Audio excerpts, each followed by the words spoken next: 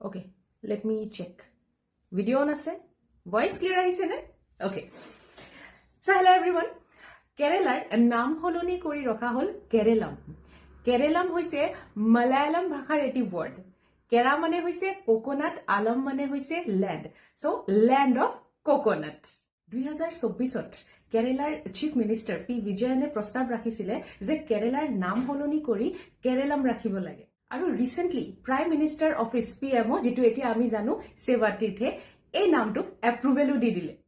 আৰু এতিয়া যদি আমি আমাৰ ভাৰতীয় সংবিধানৰ পাৰ্ট 1 আৰ্টিকল 3 কথা চাওঁ, আৰ্টিকল 3 পাৰ্লিয়ামেন্টক পাৱাৰ দি থৈছে যে পাৰ্লিয়ামেন্টে আমাৰ ভাৰতবৰ্ষৰ যিকোনো এৰিয়াৰ নাম চেঞ্জ কৰিব পাৰে, বাউণ্ডাৰী কমাব পাৰে, বহৰাব পাৰে, এইটো পাৰ্লিয়ামেন্টৰ ওপৰত কথা. আৰু এই যে নামটো যে চেঞ্জ কৰিলে মনত ৰাখিব পাৰ্লিয়ামেন্টত সিম্পল মেজৰিটিৰ দ্বাৰা বিলখন পাছ হৈছে.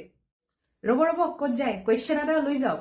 কোৱেশ্চনটো হৈছে যে India that is Bharat shall be union of states কোনটো আৰ্টিকলত কোনটো পাৰ্টত আছে মোক জনাওক. Thank you.